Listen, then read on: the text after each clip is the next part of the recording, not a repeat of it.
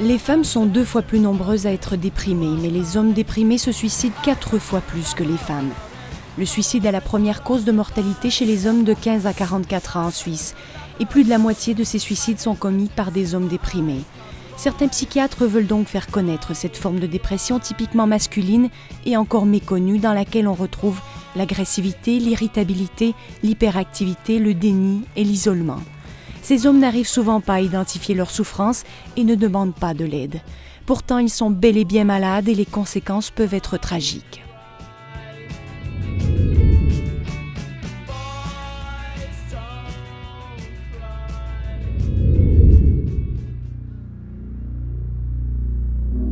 De tout temps, la mélancolie a été un thème central de l'histoire de l'art. La tristesse de l'homme a inspiré Van Gogh, Edvard Munch, Ferdinand Hodler. Nous sommes au musée d'art de Sion avec la directrice Céline Heidenbenz.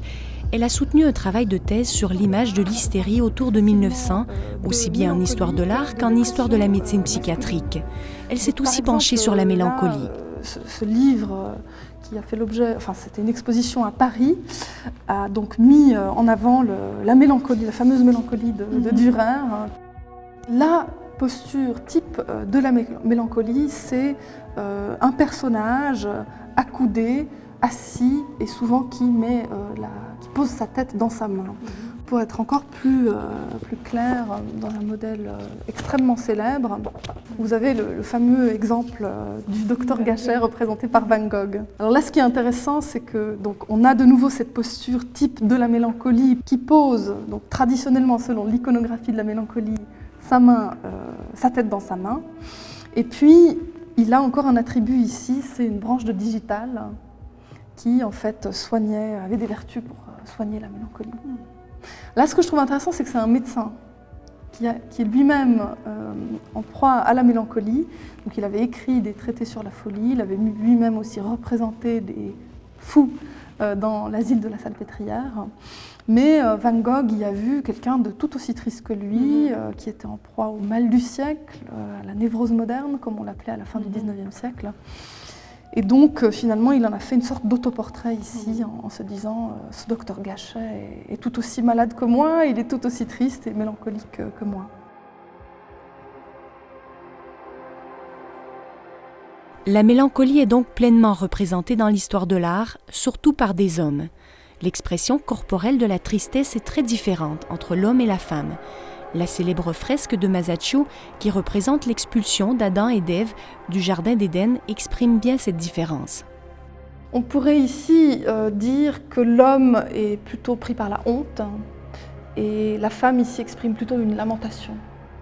Donc je pense que déjà c'est à un niveau formel que l'artiste a voulu jouer sur un effet de contraste. Et il y a effectivement un jeu ici sur cette réaction, à la fois un homme qui se cache et une femme qui demande de l'aide, qui implore peut-être ici le ciel, son Dieu, pour pouvoir trouver une solution. Le psychiatre Théodore Ovaghimian s'est inspiré de cette image et des centaines de consultations pour écrire un livre qui caractérise la dépression masculine. Il précise que l'homme est une femme comme les autres, que ce ne sont évidemment pas tous les hommes qui présentent des signes atypiques de dépression et que les femmes peuvent aussi avoir ces symptômes.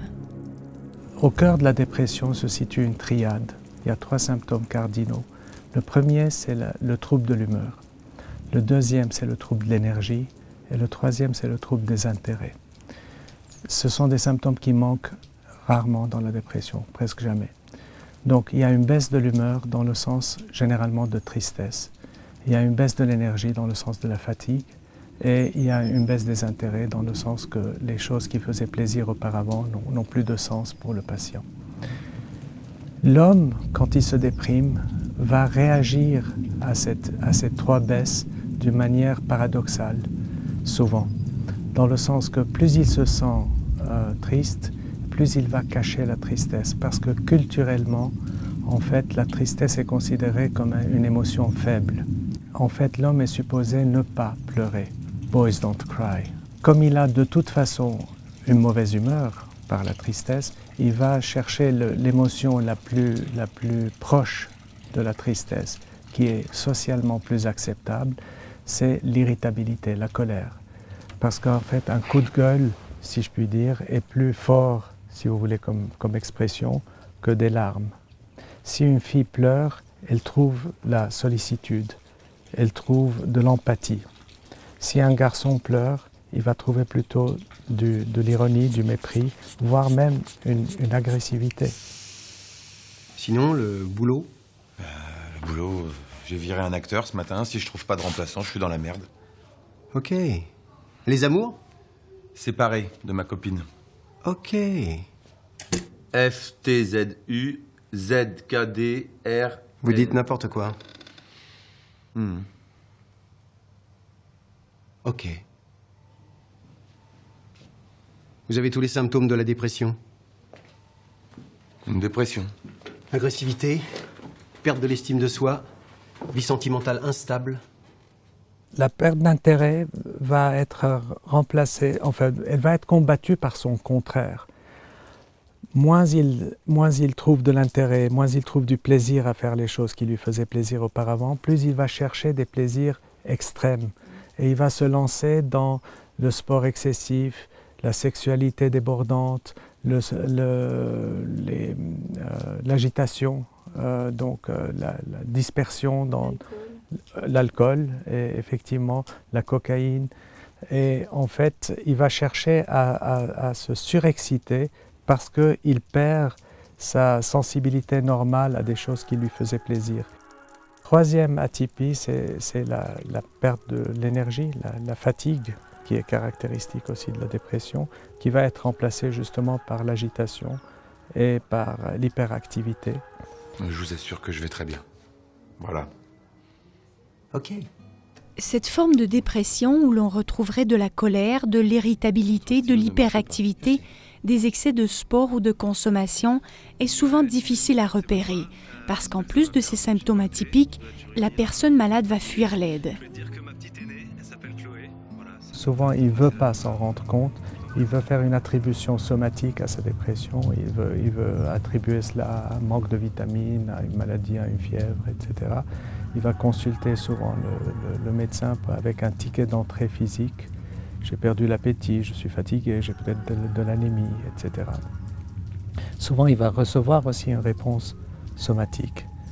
Une femme qui vient avec de la fatigue va plus souvent être vue comme possiblement déprimée qu'un homme qui viendrait avec la fatigue. Il va donc lui-même va nier, mais aussi les soignants ont une tendance à plutôt somatiser l'homme et psychologiser la femme.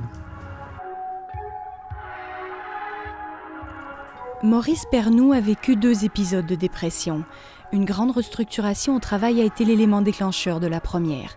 Il avait investi beaucoup de temps et d'énergie au travail et lorsque la direction a changé, son univers à lui a aussi été bouleversé. Il serait même malvenu que je mette, entre guillemets, la faute à l'employeur. Il n'y a pas une faute, quelque part.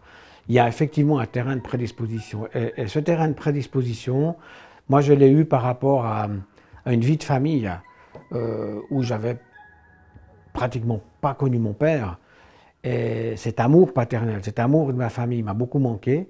Et l'image paternelle, je l'ai retrouvée sans le savoir, ou je l'ai créée sans le savoir dans l'entreprise.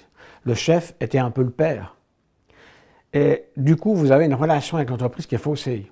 Quand je dis vous, moi bien sûr, mais j'ai une relation avec l'entreprise qui est faussée parce que le chef devient le père et il y a une relation d'autorité qui n'est pas la même et qui a un impact sur l'affectif.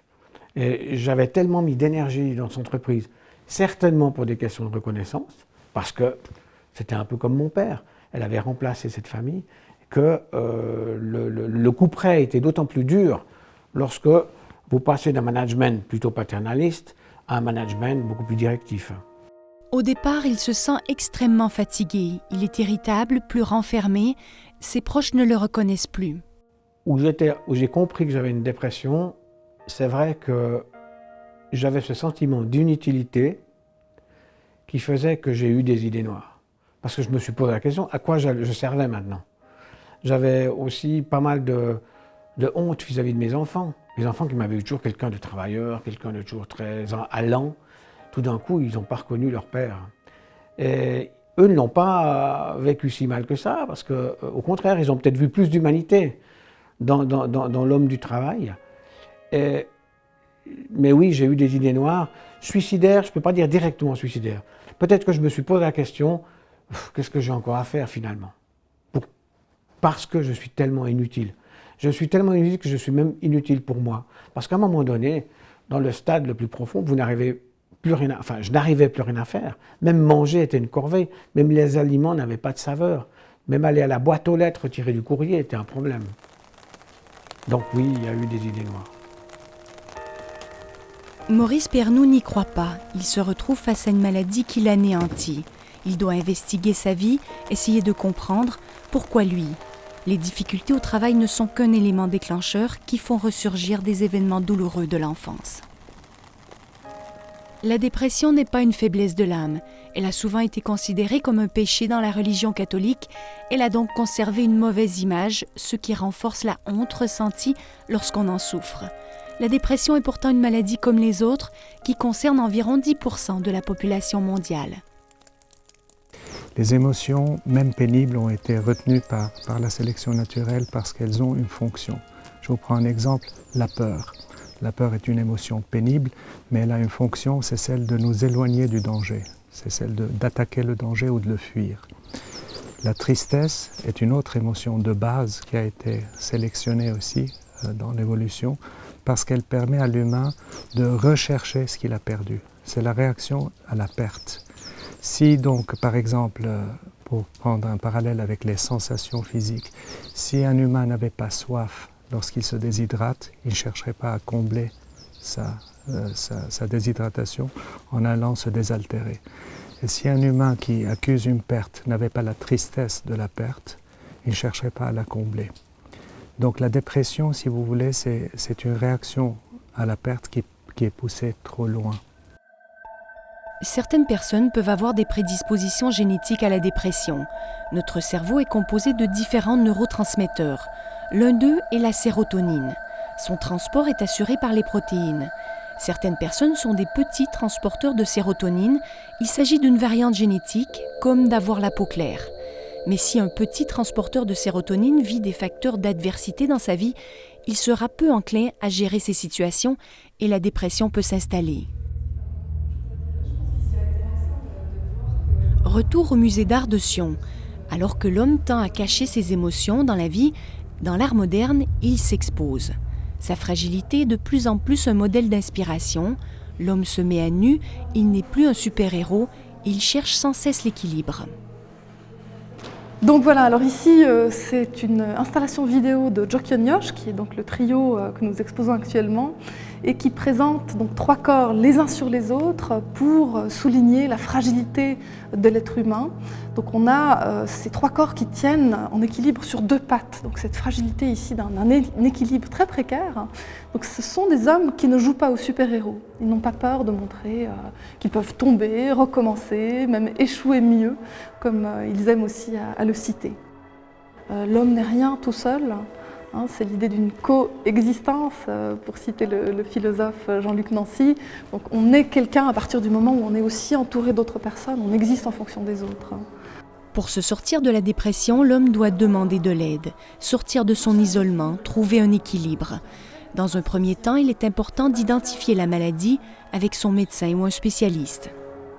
Il y a souvent un malentendu, on croit que la dépression, c'est être trop triste, alors qu'en fait, il faudrait plutôt parler de souffrance ou de douleur morale. On pourrait même dire que la dépression, c'est l'incapacité d'être triste. Parce qu'être triste, ça soulage. Être triste, on peut le partager. Alors que la dépression est une douleur morale dont on ne sait pas d'où elle vient, on ne sait pas quel sens elle a, on ne sait pas quel mot mettre sur ces sensations désagréables, et c'est extrêmement difficile à partager parce que ça n'a pas de sens. Le pronostic de guérison de la dépression est en général très bon et il peut tout à fait évoluer sans traitement particulier. La dépression peut évoluer favorablement dans l'espace de quelques jours ou quelques semaines, même lorsqu'elle est relativement importante. Et d'autre part, les traitements mettent un certain temps pour agir. Les antidépresseurs, on considère qu'avant 2 semaines, on ne va pas avoir d'effet, et les effets pleins vont se manifester après 4 à 6 semaines. Et pour les psychothérapies, c'est tout à fait parallèle. Donc une phase d'accueil, d'investigation, d'explication, sans s'engager trop vite dans un traitement, s'impose. Puis une fois qu'on a bien compris quel était le problème, qu'on a pu expliquer aux patients quelles étaient ses difficultés, qu'on a pu clarifier l'impact de facteurs sociaux, professionnels, familiaux, conjugaux, qu'on a pu explorer s'il y a déjà eu des épisodes dépressifs dans le passé, et qu'on voit que le patient continue à être déprimé, voire s'aggrave, là, dans le fond, ça vaut la peine de débuter un traitement. Lorsqu'il s'engage dans un traitement, le patient doit savoir que les effets bénéfiques prendront plusieurs semaines avant de s'installer. Il existe aujourd'hui 2 approches différentes qui sont souvent combinées puisqu'elles sont complémentaires. Il s'agit de la psychothérapie et des médicaments. En gros, l'une traite la pensée, l'autre le cerveau. Mais une étude critique récente a remis en cause la prescription d'antidépresseurs pour des dépressions légères et moyennes. Les études sur les médicaments, notamment les études critiques, ça date de 2002, enfin, c'est les premiers articles, ont repris les études déposées à la FDA, qui est l'organisme américain qui donne l'autorisation de commercialisation des médicaments.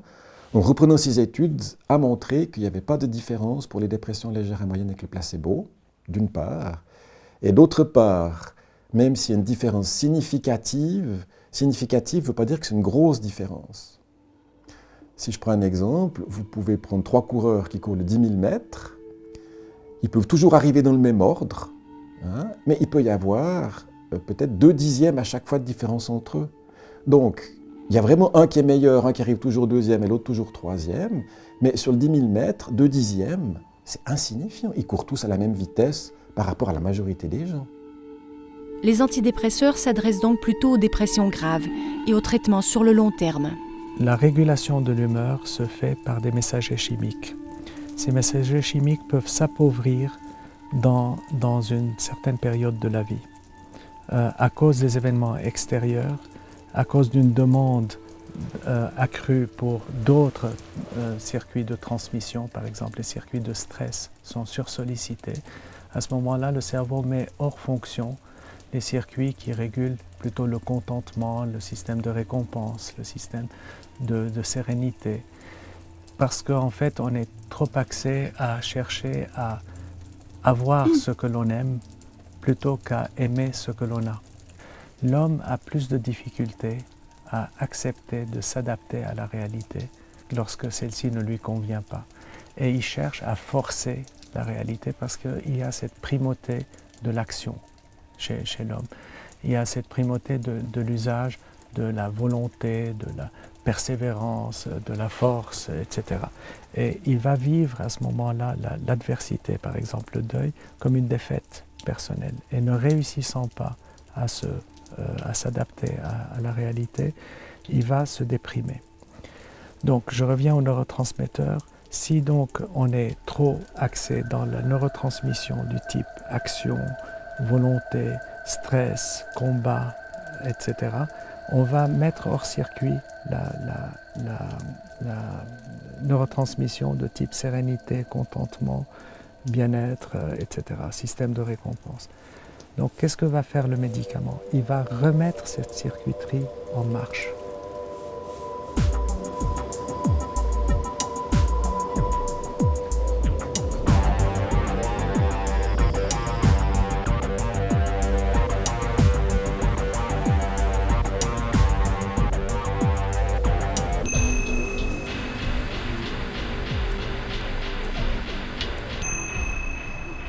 Le professeur Guido Bondolfi de la faculté de médecine de l'Université de Genève est aussi dans l'être, dans le moment présent.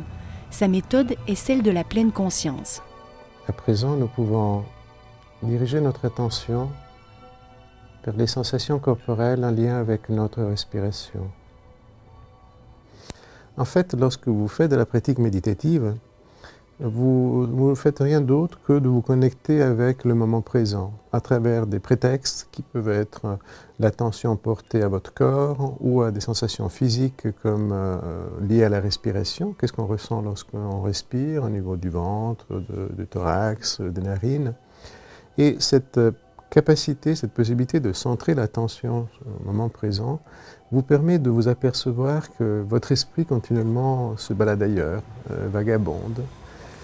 Traduisez cela avec une difficulté comme le stress ou comme une douleur.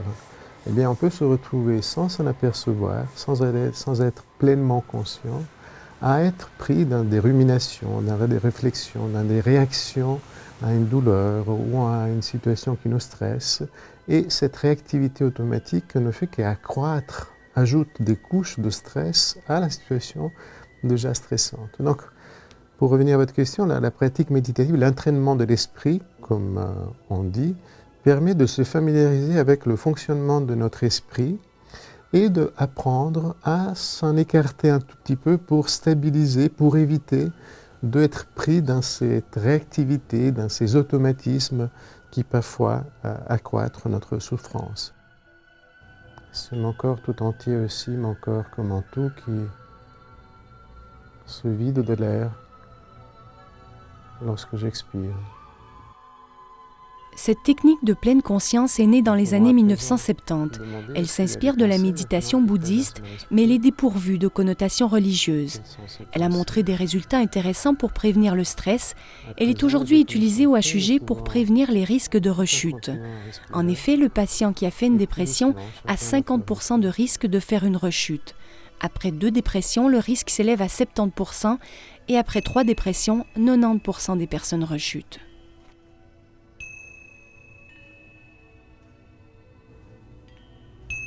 Il peut nous arriver à tous d'avoir des moments de blues, des moments de journée qui ne se passent pas si bien. Alors, chez vous et moi, peut-être cela va passer inaperçu. C'est des brefs moments de peine, mais qui ensuite laissent la place à une soirée plus tranquille. Chez quelqu'un qui a déjà souffert de dépression plusieurs fois, eh bien, ces passages à vide peuvent enclencher des processus automatiques. Et c'est comme si tout le scénario de la dépression se remettait en place. Ce n'est pas seulement le lancement du film qui passe brièvement, mais c'est tout le film tout d'un coup qui entre en circuit dans votre esprit. Et donc les ruminations, l'humeur qui diminue, les sensations physiques que vous avez éprouvées pendant la dépression. Et c'est face à ce risque-là que la thérapie cognitive basée sur la pleine conscience agit, vise à permettre de reconnaître vite et d'éviter de s'emballer dans cette réactivation de tout le film de la dépression. Maurice Pernoud a connu un 2e épisode de dépression. Cette fois, ce sont des problèmes de couple qui l'ont précipité. Il a cherché de l'aide plus vite, il a suivi une psychothérapie et il prend un traitement médicamenteux. Il sait qu'il est plus vulnérable aujourd'hui et il essaie de rester attentif aux signes de rechute. Moi, la dépression, j'appelle ça a un petit peu fait rire le médecin traitant parce que c'est une image que j'aime bien. Quand quelqu'un se casse une jambe, quand quelqu'un se fait une fracture à ski, par exemple, il n'y a pas de question, il est arrêté, il est malade, il y a quelque chose de concret. On voit le mal. Le problème de la dépression, c'est qu'on ne voit pas tout de suite le mal, comme on a dit au début, et puis c'est un peu comme une fracture de l'âme. Moi, j'appelle ça une fracture de l'âme, parce que votre âme, elle a le droit aussi de, tout d'un coup, perdre pied un petit peu. Et vraiment, ça a été cette impression de fracture de l'âme, parce que c'est comme si le cerveau se mettait en berne pour essayer de récupérer. Parce qu'il a eu tellement de choses à gérer qu'il n'arrive pas à récupérer. Pour soigner de telles fractures de l'âme, il existe plusieurs types de psychothérapie qui ont aussi montré un effet significatif sur le cerveau. Il existe aussi des lieux comme les unités thérapeutiques de jour qui peuvent apporter des soins durant la journée. Il est possible de rencontrer des thérapeutes, des infirmières, ergothérapeutes, psychomotriciens, de participer à des groupes, comme la gestion des émotions ou la gestion du stress. C'est un lieu multidisciplinaire en fonction des besoins des patients.